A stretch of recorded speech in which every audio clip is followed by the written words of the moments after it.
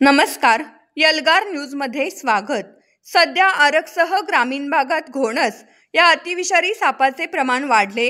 याचाच परिणाम आरक परिसरातील प्रगतशील शेतकरी ऊस व द्राक्ष बागायतदार पांडुरंग कृष्णा पाटील यांचे शेतामध्ये काम करत असताना घोणस या विषारी साप चावल्यानंतर उपचार घेत असताना मृत्यू झाला।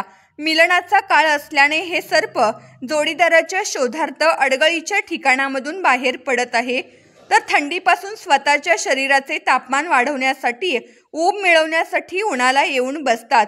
शेणखताजवळच्या उभेला किंवा बाथरूमच्या पाईपमधून दाराच्या फटीतून उबदार घरात हे सर्प शिरण्याची शक्यता या काळात जास्त असते। त्यामुळे या कालावधी त्यांच्या बाहेर पडण्याने सर्पदंश होण्याच्या प्रमाणात देखील विलक्षण वाढ होते।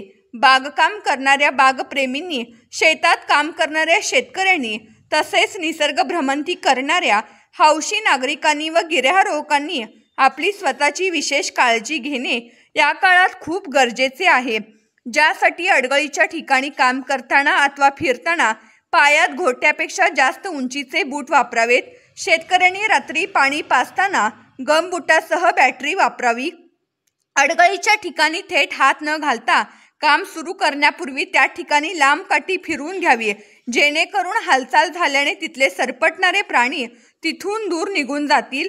तसेच खिडकी दार बंद केल्यावर फट राहणार नाही याची काळजी घ्यावी व बाथरूमच्या पाईपला जाळी बसवलेली असावी।